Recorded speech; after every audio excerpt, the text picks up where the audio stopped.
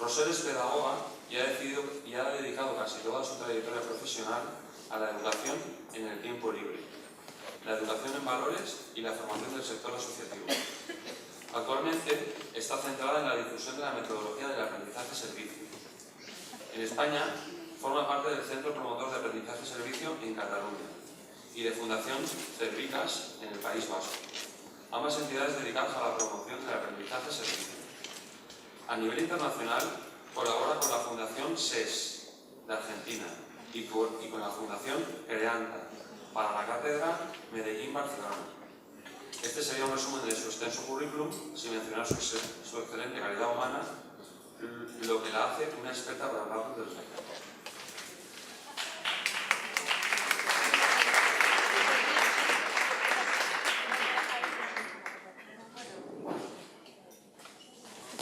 Muchas gracias. ¿Me oís bien?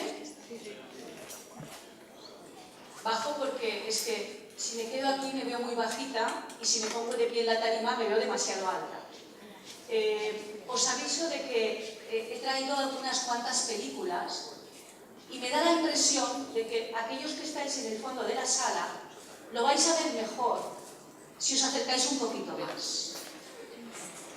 Hay películas, hay diapositivas, hay alguna cosilla. No os esfuerzo a que lo hagáis, pero es que realmente vale la pena poderlas ver bien.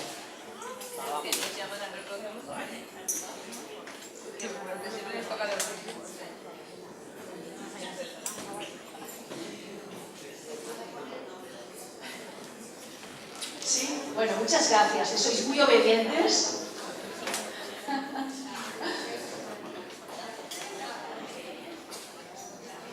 Probablemente me oiréis igual sin micro, pero como lo están grabando, necesitan que yo tenga el micro en la mano. Si veis que os genera alguna molestia y que sería mejor que hablara más flojito, me lo decís para que yo pueda controlar.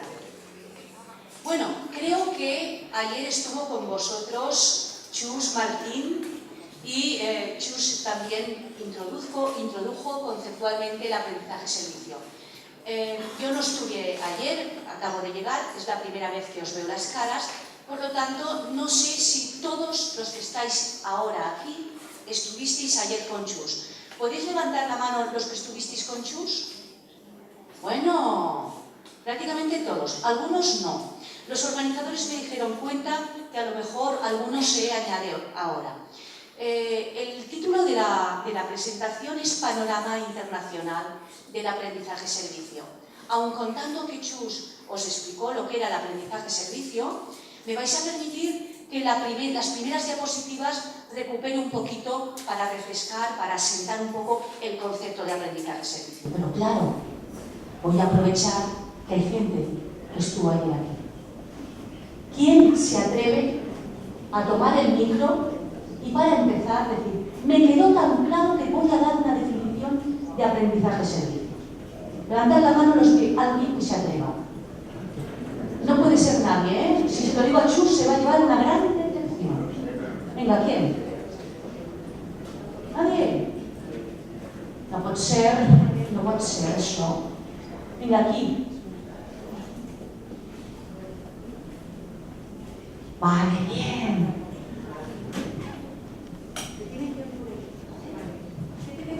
Me quedó claro que era vincular aprendizajes con un servicio a la comunidad, ¿no? ¿Algo así? Pero qué capacidad de síntesis. Qué bueno, qué bueno. Es de las mejores definiciones que hay. Ya sabéis que, tal vez os lo dijo Chus, en el mundo mundial hay más de 200 definiciones de aprendizaje. Lo interesante es saber, de todas maneras, esto de qué viene, de dónde sale. Mirad, ¿se puede apagar esta también? ¿Esta luz también? Es que creo que ganaría. ¿Qué tal? Ahora. ¿Veis un poco luminosa de diapositiva? ¿Reconocéis esta foto? ¿Alguien sabe lo que es? Venga. Un parc que hi ha en París que està ple d'activitats per puzzles i saboritzar. Molt bé, aquest senyor ha estat a París. Molt bé. I com es diu aquesta bola? s'anotarà tota la vida que he fet teatre. Em disculpeu. Mirad, esta es la Georg. Esta es una imagen muy bonita, es como una especie de planetario. Y la pongo siempre en la primera diapositiva porque evoca ese mundo tecnológico, de progreso, de avance científico que caracteriza nuestra sociedad. Es muy bonito, pero este mundo tiene una cara B, tiene otra cara, la cara de todo aquello que el progreso científico, tecnológico, no ha sido capaz de solucionar. El hambre, los desastres, la violencia, la explotación, la soledad, la desolación. Hemos progresado mucho, hemos llegado a la luna, hemos vencido muchas enfermedades, pero hay cosas que no las hemos podido resolver. Tal vez por eso, una de las grandes antinomias, de las grandes preguntas de la educación en el siglo XXI es ¿para qué sirve la educación? En un mundo paradójico, lleno de contrastes como el que tenemos. Hay una tendencia fuerte que defiende que la finalidad de la educación es mejorar la competencia y el currículum personal. ¿Y dónde hay que firmar? Claro que sí. ¿Quién quiere que su hijo, que su hija quede al margen del progreso, al margen de la ciencia, al margen del ritmo de los avances de la humanidad? Nadie quiere eso. La competencia y el currículum personal de todos los niños y niñas es un objetivo, una finalidad clave en la educación. Pero mirando la cara B, la cara que no es tan agradable, otra fuerte tendencia dice, no, es que la finalidad prioritaria, donde debemos concentrar todos nuestros esfuerzos educativos, es en fomentar la solidaridad para transformar el mundo. Y parecen dos puertas opuestas, dos caminos distantes, separados. Si nos metemos en la lógica de la primera apuesta, la apuesta por la competencia y el currículum, hablamos de educación del talento, de aprender a aprender, de las habilidades tecnológicas, de la creatividad. Claro que sí. Todo esto es súper importante. Pero estos señores lo tenían todo. Eran creativos, tenían talento, eran buenos comunicadores, hubieran sacado buenas notas en los exámenes PISA y nos han hundido en la miseria. Por tanto, la primera apuesta, siendo necesaria, no es suficiente. Vuestra y nuestra filósofa Adela Cortina encuentra una síntesis muy buena cuando dice: es que no construiremos una sociedad más justa con ciudadanos mediocres. Adela Cortina nos está enfocando a buscar una síntesis entre estos dos enfoques que parecen opuestos. Porque al parecer en nuestro imaginario el éxito educativo te lleva para un lado y en cambio el compromiso social te llevaría para otro. Esa es la gran dicotomía que a veces no sabemos resolver bien. Justo lo que intenta resolver el aprendizaje-servicio. Unir en el mismo anhelo, en el mismo esfuerzo, el aprendizaje con el servicio a la comunidad, con el bien común. Vamos a ver 4 cositas esta tarde. Lo básico, que será simplemente un repaso de lo de ayer, para que nos quede claro y lo podamos replicar. ¿Cómo está funcionando el aprendizaje-servicio en diferentes países? ¿Qué está pasando en el nuestro? Y finalmente, a ver si llegamos a unas cuantas conclusiones. Usted está aquí, lo básico. Creo que Chus os explicó algo parecido a esto. Cuando la gente se mueve, cuando los estudiantes reaccionan espontáneamente y después de un incendio, cuando ya ha pasado el peligro, salen a ayudar a recuperar el bosque quemado, estamos hablando de un servicio a la comunidad. Cuando después de ese incendio, de ese bosque quemado, los estudiantes realizan un buen trabajo de campo, investigan las causas, entrevistan a los países que han perdido los bosques, hacen fotografías, toman muestras y generan un buen trabajo, están haciendo un trabajo de campo, un aprendizaje práctico. Y cuando lo que se hace es juntarlo todo, se hace el cóctel, se recupera el bosque al mismo tiempo que se descubren las causas del incendio, se investiga lo que ha pasado, se sacan conclusiones. Cuando se hace el mix, el cóctel, la combinatoria, es cuando tenemos aprendizaje servicio, como ha dicho muy bien la compañera. Aprender haciendo un servicio a la comunidad. Esto es lo básico del aprendizaje servicio. Le diré a Chus que lo habéis entendido todo muy bien. El pan con tomate, la leche con el cacao, el cóctel. A la rebanada del pan, a la rebanada del aprendizaje, le frotas el tomate del servicio. Y el resultado es sabroso, es pedagógicamente sabroso. Podemos tomar un ejemplo menos folclórico, un poco más general, porque en Argentina, ¿verdad, Alberto?, no conocen mucho el aprendizaje servicio. El aprendizaje servicio, si lo que no conocen es el pan con tomate. ¿Está bueno? ¿Está bueno? Podemos poner una cosa más universal, la leche con el cacao. ¿Cuántos niños conocéis que no les gusta la leche? Pero con cacao se la toman. ¿O cuántos no les gusta el tomate en ensalada, todo gordote? Pero con el pan se lo comen. Esta es la gracia del aprendizaje servicio, meterlo en el mismo anhelo, en el mismo producto. Se acabó. Ustedes ya saben mucho del aprendizaje servicio. Esto era lo básico, es un cóctel, una combinatoria. El recordatorio de lo que ayer trabajasteis con Chus. Como que esto es potente, como que es sabroso, como que gusta y la gente se lo explica, se está extendiendo.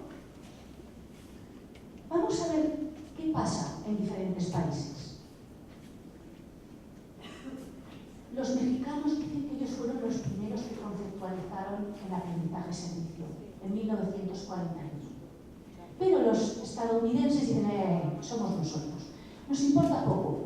Lo que es cierto es que se está extendiendo en todas partes, incluso también en países alejados del sector hispano y del sector de Estados Unidos, como puede ser África, como puede ser Asia. Qué casualidad, en Europa no es el continente donde está más extendido. Aunque ahora, sumando Valencia, yo creo que las cosas van a cambiar mucho. Bien, ¿qué pasa en Estados Unidos? Mirad, el 24% promediando primaria y secundaria en Estados Unidos, 30 en primaria, 24 de promedio, practican habitualmente aprendizaje-servicio. Eso llega a más de 4 millones de estudiantes de primaria y secundaria. Solo es obligatorio en un estado, en el estado de Maryland. En el resto de los estados es una práctica extendida, prestigiosa, popular, querida por estudiantes y también por el profesorado, pero no es obligatorio. Obama tenía un plan que los fondos federales al congelarse le impidió llevar a cabo, que era meter 50 horas anuales de aprendizaje-servicio, bien durante el curso escolar, bien en los periodos de verano. Como sabéis, Obama había sido educador social en Chicago. Y él y su mujer estaban muy implicados en proyectos sociales y también en proyectos de aprendizaje-servicio. Por lo tanto, tiene una visión muy directa del beneficio de esta metodología.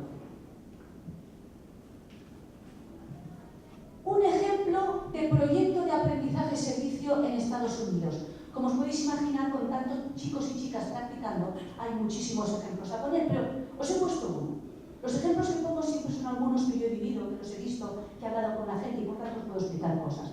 Este es un proyecto de prevención de los accidentes de tráfico. Porque como sabéis, en Estados Unidos los chicos y chicas pueden conducir a partir de los 16 años. Tienen edad para conducir, pero también tienen pues altos niveles de imprudencia a veces. Eso multiplica mucho las ocasiones de accidentes. ¿Cuál es la necesidad social de este proyecto? Contribuir a disminuir los accidentes de tráfico. Y aquí tienes el tomate del servicio y la rebanada de pan de los aprendizajes. Con este proyecto, los chicos y chicas americanos, estudiantes de secundaria, diseñan campañas de prevención de accidentes de tráfico y lo hacen en la asignatura de Ciencias Sociales, en la asignatura de Mates, en la asignatura de Tecnología, depende de dónde lo quiera ubicar el profesor. Y con ello aprenden cantidad de aprendizaje, de contenidos curriculares que tienen en su plan de estudios. Por supuesto que educación vial y seguridad, pero también matemáticas, habilidades comunicativas, lengua.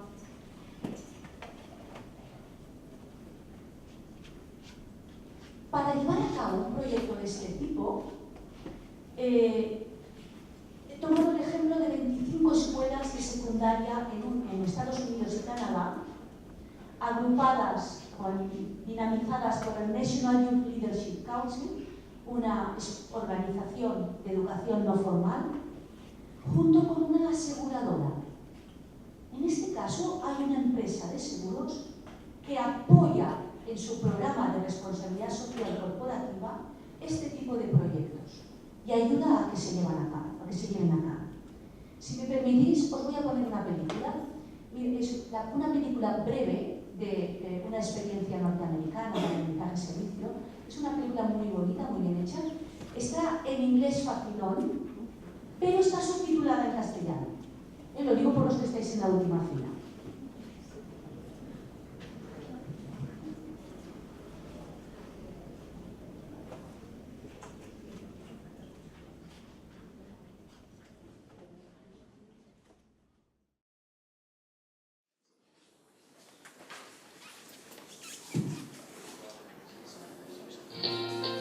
All across America, in thousands of schools, service learning is changing the way communities think about education.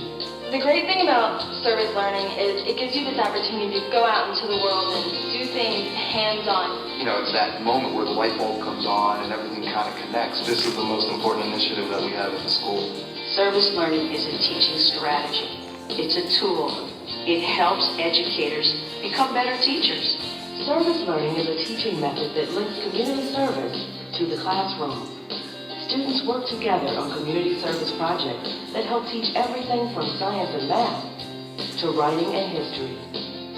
When children are engaged in service learning projects, it helps to tie the basic components of academics with real-life experiences. These projects meet real needs in the community, and research shows that service learning engages students, improves critical thinking, and teaches the importance of teamwork and communication. So it actually takes the learning kids are doing in school and their body of knowledge and their ability to think analytically and to apply that to a problem in the community. By engaging students in the world beyond the classroom, service learning opens new doors and brings learning to life. Service learning builds enthusiasm for academics by putting students in charge of their own learning. Ms. Counter's class has chosen to study the issue of wheelchair accessibility. And they go out, they do neighborhood walks, they map what they do on an accessibility map, and then they move from there into contacting people who can help to get places that are not accessible become accessible. There are a lot of ways that our service learning project directly ties into the curriculum. We are really doing a lot of work with mathematics right now, so the math really ties in with drawing a scale and working with ratios and fractions and things like that. They do oral presentations, they do a lot of writing and reflections, and that really ties in with all the literacy foundation blocks that they need to excel. It's exciting, it's alive, it's meaningful. When students are feeling part of the learning process and not an object of the learning process, then they can truly be engaged. Whether it's studying social studies, math, science, or language arts, service learning challenges students to demonstrate what they've learned by applying it to new situations. As part of their history class, students are restoring an historic house that now serves as a youth hostel. There were 5 out of 10 youth households that were shut down, and so we thought that by preserving at least one, we could benefit our community. When students came to us last year and they wanted to renovate the hospital, we decided that we would do some historical research for the property itself. Students studied history by creating a timeline of the house. As we worked on the timeline, we also filled in with world events in U.S. history. Service learning definitely does impact academic performance. When they bring it back to the classroom, not only are they meeting the standards, but they're interested in what they're doing. And what a great opportunity for these kids to touch living history. We did our timeline during class, and after school, we visited the site. We took notes on the site, what needed to be done, the painting, the new roof that we're doing. We started out with one grant, which helped out a lot. That project included skills in math to calculate, for instance, shingles on a roof. We're going to use a trigonometric ratio that describes this angle. I'm calling that theta right now just because in mathematics it's often referred to by its Greek letter. We figure everything out using math. Math is the key to everything. We have roughly 10 foot. Before service learning, I was just an ordinary student, causing mischief during class. After service learning started, I got so involved into it, I started paying attention more, picked up my grades. Service learning works. I've seen the impact that it has had on the community and most importantly on children. Our school has improved dramatically in terms of the SAT, in terms of the total school scores on proficiency assessments. Our benefit has been tremendous in terms of scholarships, in terms of increased academic achievement, in terms of increased attendance rate. I also see a big difference in student citizenship skills. And I think the relationships that I see developing between students and teachers. Service learning definitely brings learning to life for students because they're not stationary. They're in the real world. They're doing things, moving about. They're engaged. They're problem solving. Service learning also strengthens ties between schools and the community. Here at the library, we help teach seniors to help themselves on their computer, to be able to access the internet, to be able to write up a letter if they want to. Many patrons who come in here who have never even used a computer before. So I thought if we could have high school kids here to help just with the basic computer questions, that would be a great help to the patrons. Boy, I need a lot of help. I don't know Word. I don't know how to make things bold. Alan really knows his stuff. He helps me so much, and he's so knowledgeable. It's a good feeling to help people out. I mean, a lot of people, elderly people will come in and say, my son gave me a computer and I don't know what to do with it. At school, I take a web design class. Last week there was this woman who came in. Her job was not doing so well, so she asked me if there was some way that she could use the internet to help her job out. I said, yeah, you could make your own web page. My skills learned in that classroom helped me to help her. It has been a great experience all around. Students have benefited because they're able to apply the knowledge that they've learned in the classroom. They're also getting a great opportunity to interact with the public. The staff have benefited and the patrons have had a great benefit because their need is being met. It gives you a good feeling to be able to know that you're needed somewhere. Service learning works. Today, more than 30% of all K-12 public schools engage students in service learning, and the numbers are growing. I think the principals have an obligation to look at service learning as a way of improving their schools. I can guarantee that a service learning program will help. Service learning is something that evolves. It's not hard to do. Every community has the American Red Cross, Lions clubs, Rotary clubs. There are many, many resources out there. Other teachers are great resources, the higher eds in the community. You can get started with the simplest engagement day. Just get involved with Martin Luther King Day of Service or Make a Difference Day and see how the kids respond. And when you see that spark of excitement in kids, then you know that this is to something really good for your school. The benefits are, they're tangible, they're real, they're measurable if you're looking at standards. It's really a win-win for everybody. Learn and Serve America is a program of the federal agency, the Corporation for National and Community Service. The largest funder of service learning in the country, Learn and Serve America provides grants, technical assistance, and other resources. It's the best thing in the school. Academics will remain forever. Students will read, students will do math problems, but this is really about how we can help students develop. And I think that schools that are considering it need to do it, because not only does it help academically, but it gives a better sense of citizenship, what it's like to go into the community and help and make a difference. A reason to learn and a way to learn that makes us lifelong learners. That's service learning. To find out more about service learning and how to get your school involved, visit learnandserve.gov.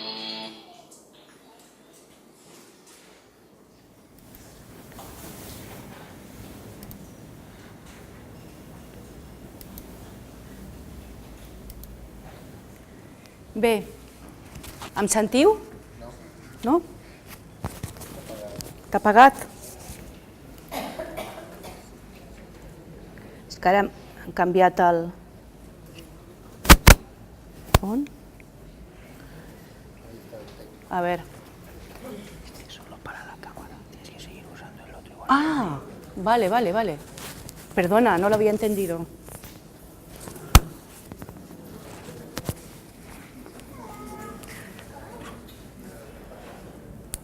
Disculpeu, no había entendido el sistema de dos micrófonos. Bien, pues este es un ejemplo de cómo funciona el aprendizaje de servicio en Estados Unidos. Vamos a ver, a mi juicio, el mejor país del mundo en el desarrollo del aprendizaje de servicio, y no lo digo porque está aquí con nosotros Alberto Croce, que es uno de los impulsores y una de las personas que con más intensidad y más calidad educativa ha estado desarrollando esto. Argentina es el pata negra, el Vega Sicilia, es el mejor país desde mi punto de vista. No me cansaré de hacer propaganda de Argentina. Solamente en el 2009, fijaros que 1.900.000 estudiantes argentinos practicaban aprendizaje y servicio sin que fuera obligatorio. No era obligatorio, pero era prestigioso.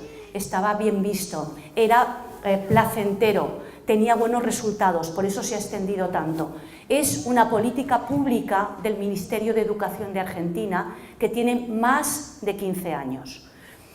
A partir del 2010 se generó una ley nacional para meterlo, ya que funcionaba tan bien, en secundaria, meter práctica obligatoria de aprendizaje y servicio en secundaria. Pero fijaros que esto viene después de un proceso, de un periodo largo de desarrollo del aprendizaje y servicio. No ha sido una obligatoriedad de la noche a la mañana. El aprendizaje y servicio está extendido desde niños de jardín de infancia hasta la universidad.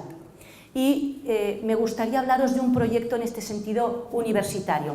Antes hemos visto uno de secundaria en Estados Unidos. Este proyecto es especialmente emocionante para mí porque tuve el honor de compartir una mañana con los estudiantes y los profesores de la Facultad de Veterinaria de Buenos Aires.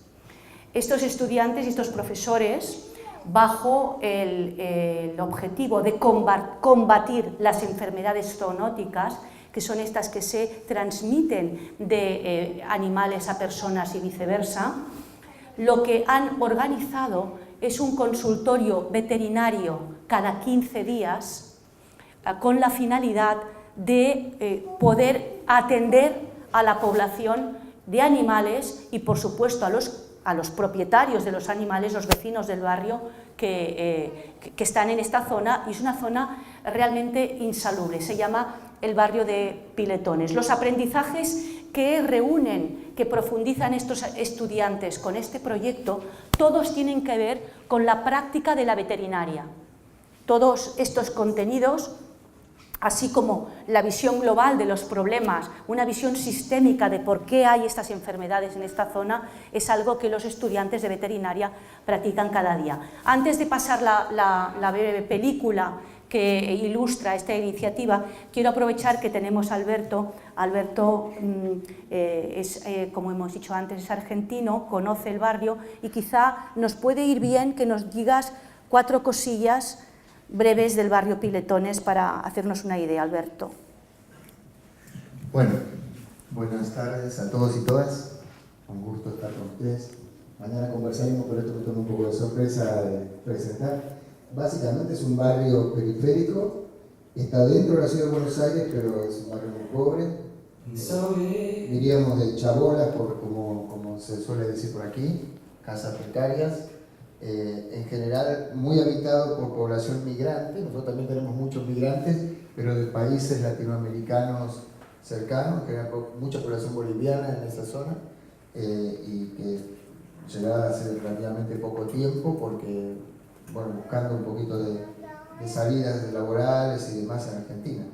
Y el tema sanitario de las personas, que por supuesto también de sus mascotas, es un tema complejo. Especialmente de los animalitos que, bueno, cuando las personas no pueden ser bien atendidas, mucho menos sus mascotas, ¿no? Entonces por eso es un trabajo muy interesante de la universidad y que lo están haciendo ellos. Charo le va a contar más, o lo vamos a ver. Lo vamos a ver.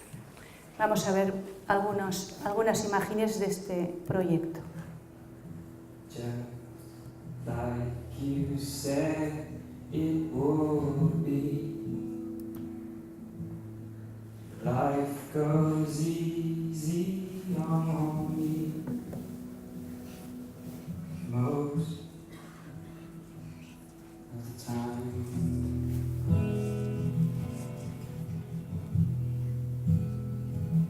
And so it is, the shorter story. No love, no glory. No hero in her sky.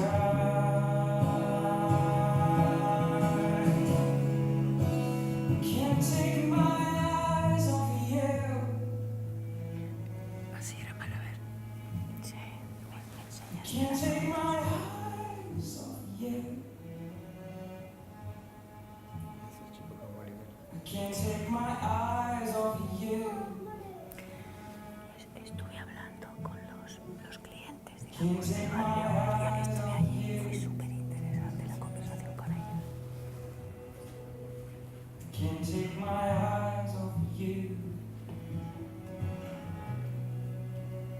I can't take my eyes.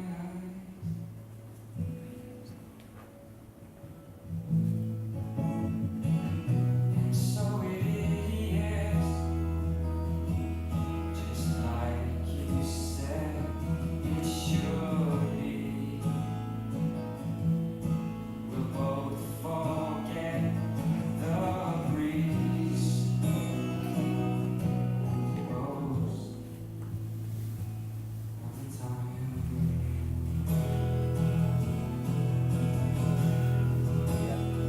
And so it is,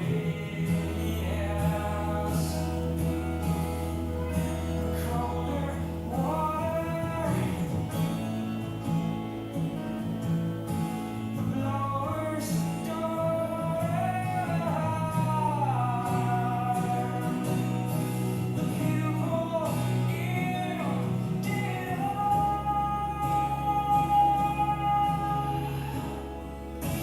I can't take my eyes off you.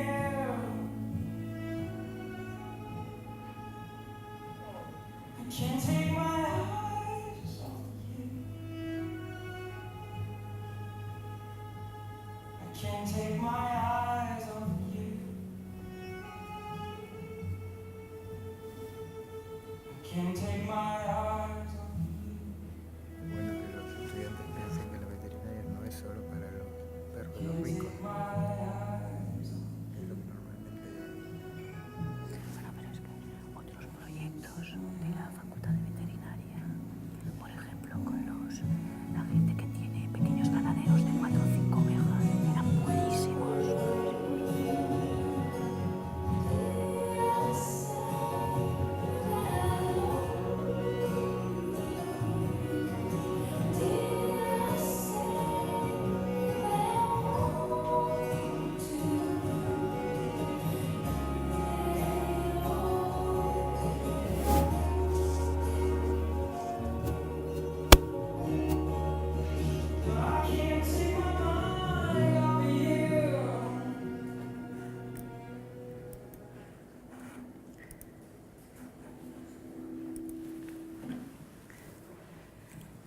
Bien, esta es una de las experiencias más emocionantes que yo he tenido ocasión de ver en Argentina, y he visto unas cuantas.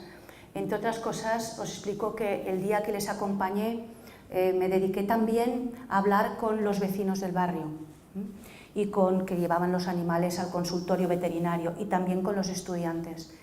Los estudiantes de veterinaria tenían la sensación de estar aprendiendo muchísimo. Me decían, es que estamos aprendiendo más aquí que en las prácticas que hacemos con los animales de la facultad.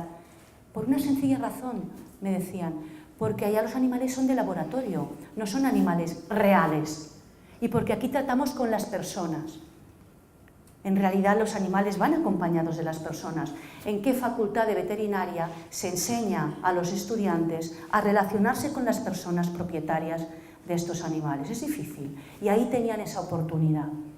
Pero también hablando con las personas del barrio me decían que estaban muy contentas de este servicio que les prestaba la facultad de veterinaria, porque me decían, es que estos chicos, refiriéndose a los estudiantes, nos explican las cosas muy bien. Explicar las cosas bien. Eso también tendrían que saberlo hacer los veterinarios, ¿no? Y los médicos. Pues ahí hay una oportunidad de aprendizaje, el servicio está clarísimo y el aprendizaje me parece que también. Es posible gracias a una alianza también comunitaria. La Facultad de Veterinaria se pone de acuerdo con la Fundación Margarita Barrientos, que es la entidad social que detecta esas enfermedades zoonóticas en el barrio. Es la entidad social que tiene el centro de salud, el comedor popular y la guardería. Y es ahí donde se establece la relación con la Facultad de Veterinaria. Vamos a México. Bueno, México es un país interesante desde el punto de vista del aprendizaje-servicio, porque en 1946, perdonadme, antes he dicho 41, era 46, reglamentó un periodo obligatorio para la educación superior, para los titulados en la universidad, de 480 horas de servicio social comunitario obligatorio. Bien, tal como estaba formulado en la ley, no era aprendizaje-servicio exactamente. Bien no lo era. ¿Por qué? Porque los estudiantes mexicanos, imaginaos que sois un futuro estudiante de arquitectura, te vas a inscribir en una facultad de arquitectura y en una puerta hay la ventanilla para la inscripción académica y en otra puerta hay la ventanilla para el servicio social comunitario obligatorio. La parte académica y la parte social no estaban juntas, estaban disociadas. Tenían que ir juntas de la mano para sacarte el título de arquitectura, pero no guardaba relación una cosa con la otra.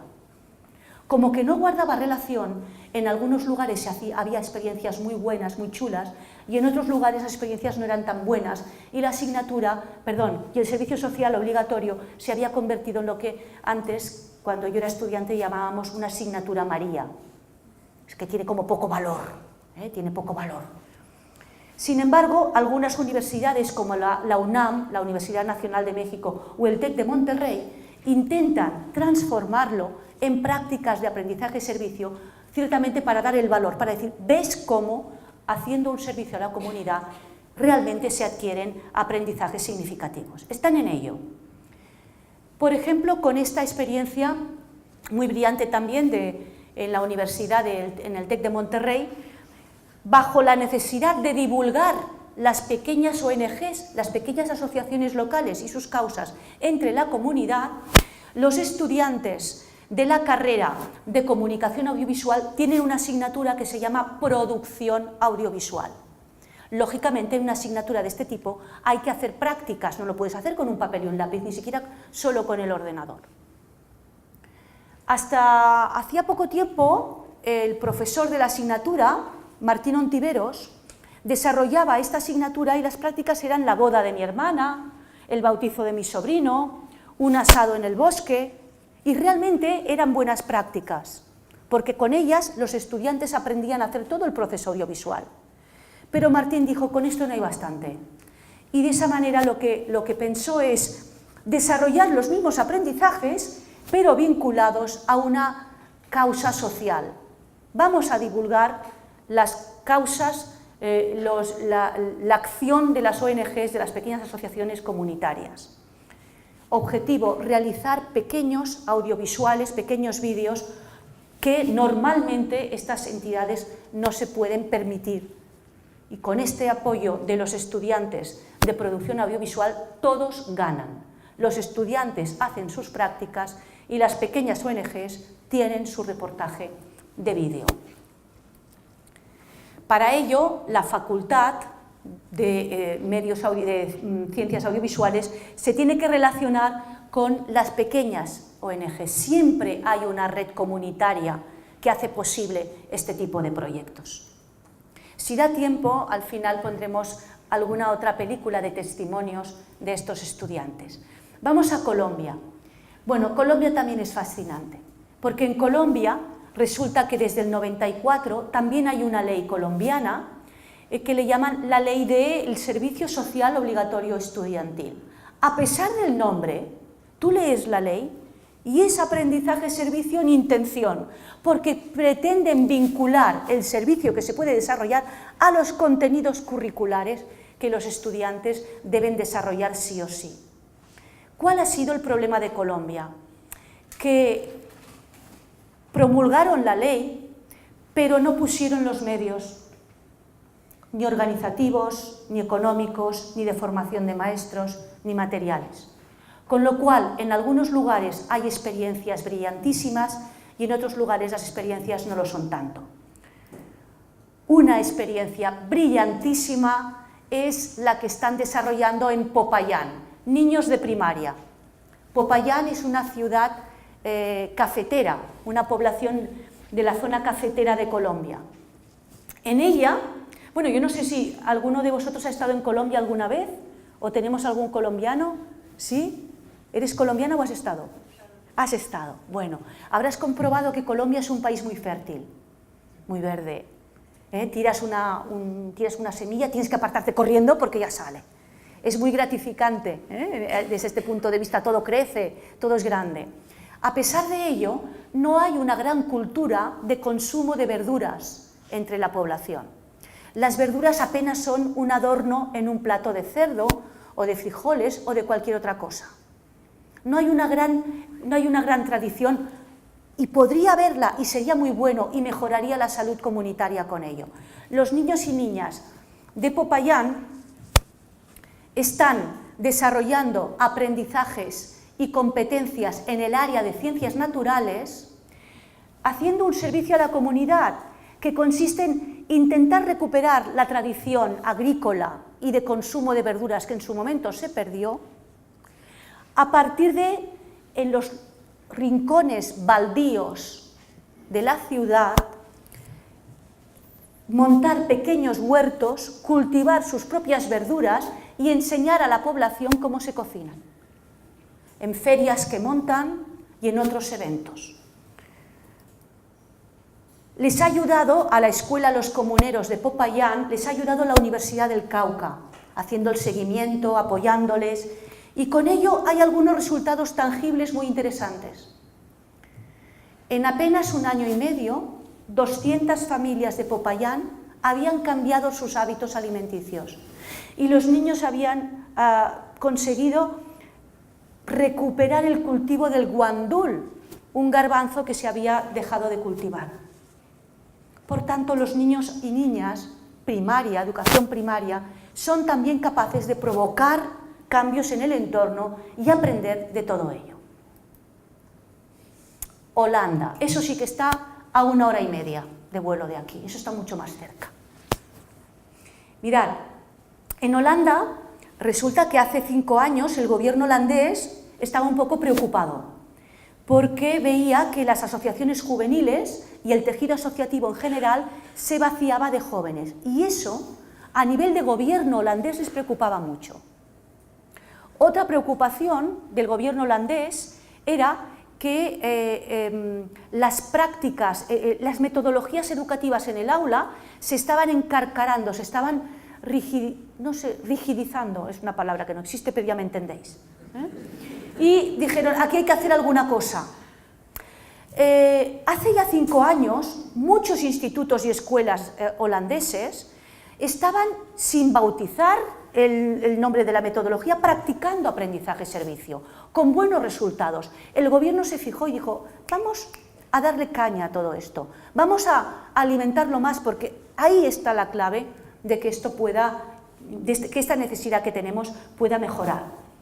Y desde septiembre del 2011, los chicos y chicas de secundaria, en Holanda, secundaria como aquí, 12-16, tienen que hacer obligatoriamente unas 30 horas, si no me equivoco, de lo que ellos llaman, cuando traducen al inglés, civic internship, pero es lo mismo, es la misma inspiración que el aprendizaje-servicio.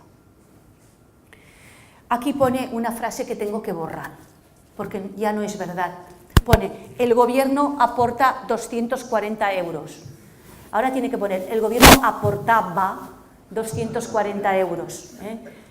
Arrancó con gran entusiasmo, pero luego, aunque la crisis al parecer estaba en el sur de Europa, cuando empezaron a ver cómo iba la cosa, congelaron el tema del aporte económico. Sin embargo, se sigue desarrollando y aplicando. Antes de cambiar de país, ¿estáis cansados? ¿No? ¿Aguantaréis un poquito más de peliculilla y de explicación? Vale, de lo que he explicado hasta el momento del mundo mundial, ¿tenéis alguna pregunta? ¿Tiro millas? Venga, una. Espera, que se tiene que grabar todo. Por curiosidad, la experiencia que ha salido en Estados Unidos, comentabas que era de secundaria, es decir, porque sí. He visto mucha similitud con lo que son las escuelas taller, por ejemplo, aquí sí. En España. Sí. Pero no sé si hay diferencia, no hay diferencia o puede ser informatizar. Sí, perfecto. Gracias, porque un audiovisual siempre salen unas imágenes. Has visto a los chicos cerrando y montando, pero estaba en la clase de historia. Es que no sé si lo habéis pillado, ha habido un momento que exponía, esto era una práctica, que ya me dirás tú, que tiene que ver cerrar y ayudar a construir un albergue, porque eso era para el profesor de historia un elemento motivador importantísimo para entender la historia de Estados Unidos. Hicieron una línea de vida del albergue y colocaron cada cosa. O sea, dicho de otra manera, a partir del centro de interés, de la motivación, vamos a reconstruir un albergue para la comunidad, los chicos entran en la lógica de entrada de la historia, porque estaba en la clase de historia, pero luego de la proyección, de las habilidades tecnológicas, etcétera, etcétera. Era una práctica de aprendizaje-servicio en el marco de una asignatura que luego se complicó o se hizo más compleja con más asignaturas, porque entraba lengua, entraba tecnología, etcétera. ¿Sí? ¿Más preguntas? Sigo y me vais preguntando si queréis, no es problema. ¿Qué pasa en España? Mira, yo voy a arrancar primero con las experiencias y luego hablamos un poco de cómo se está organizando la gente. Esta es la experiencia, me atrevo a decir, más extendida de aprendizaje-servicio que hay en España. Me he pasado 10 años pateándome las Españas. Y creo que es la más extendida, porque es muy fácil, porque es tan simple como que los niños mayores en su clase de lengua preparan cuentos para contárselos a los niños más pequeños. Es fácil. El profesor más reticente a cualquier innovación le explicas esta, o lo ve, o sobre todo se lo explican otros profesores que lo hacen. Dice, hombre, esto sí que es fácil. Y sin embargo, aunque es fácil, funciona muy bien y da resultados muy buenos. El objetivo es muy claro, ayudar a los más pequeños a leer. Y que los niños de quinto y sexto de primaria se pongan a preparar cuentos en su clase de lengua para los niños de infantil de 3, 4, 5 años, a estos niños mayores les refuerzan sus competencias. Les hace pensar cómo sabré que ha entendido el cuento, qué preguntas le tengo que hacer, por qué este cuento sí y este no. Mueve cantidad de competencias, tanto emocionales como cognitivas, como de habilidades en los niños y niñas. Tal vez por ello, porque es muy barato, es una de las experiencias más extendidas en nuestro país. Esta experiencia tal vez no es la más extendida, pero tiene unos resultados sencillamente espectaculares. las campañas de donación de sangre que los chicos y chicas, sobre todo de secundaria, aunque no exclusivamente, también se hace con otros niveles educativos, desarrollan en el marco de la clase de ciencias, de biología si son un poco más mayores, de conocimiento del medio, en muchos casos de lengua, porque no deja de ser una campaña de difusión con mensajes publicitarios para atraer a los adultos y que donen, y todo ello con el objetivo de aumentar las reservas de sangre de los hospitales, que como bien sabéis, nunca vamos sobrados. ¿Qué hacen los chicos y chicas? Puesto que no pueden donar sangre porque son menores de edad, montan su propia campaña de donación de sangre, se ponen de acuerdo con el banco de sangre. El banco de sangre muchas veces es quien va al instituto y les hace aquel día la lección de ciencias o de cualquier otra asignatura donde se ubica la campaña, y luego les pide a los chicos, ¿por qué no nos ayudáis? Y los chicos dicen, ¿cómo puede ser que el banco de sangre nos pida a nosotros ayuda? Porque podéis ayudar, podéis hacerlo, nos podéis ayudar a provocar cambios en el entorno. Solo os voy a dar unos datos, los que tengo frescos, y solo de Barcelona, ni siquiera Cataluña, solo en Barcelona. En el curso 2010-2011 participaron 4.895 chicos y chicas de 77 centros educativos y consiguieron casi el doble de donaciones que las campañas ordinarias del banco de sangre. Y consiguieron casi el doble de nuevos donantes que las campañas ordinarias del banco de sangre. Claro, o sea, el banco de sangre está que se sale. Están entusiasmados. Nunca una campaña de donación de sangre había tenido tanto éxito como cuando empezaron los chicos y chicas con los proyectos de aprendizaje-servicio. Los profesores que llevan tiempo haciendo esto también le sacan y exprimen el limón de los contenidos de aprendizaje de un proyecto de este tipo.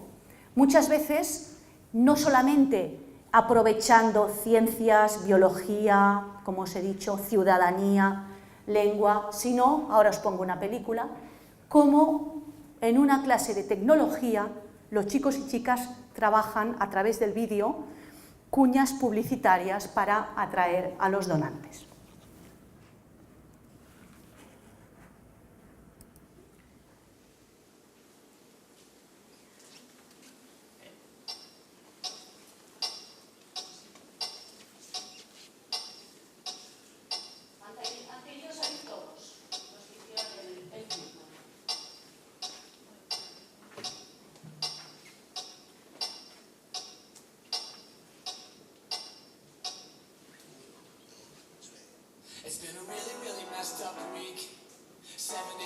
Vine a un estat, siguis home o dona, siguis A, B, AB o universal, amb bon estat de salut i tinguis entre 18 i 60 anys.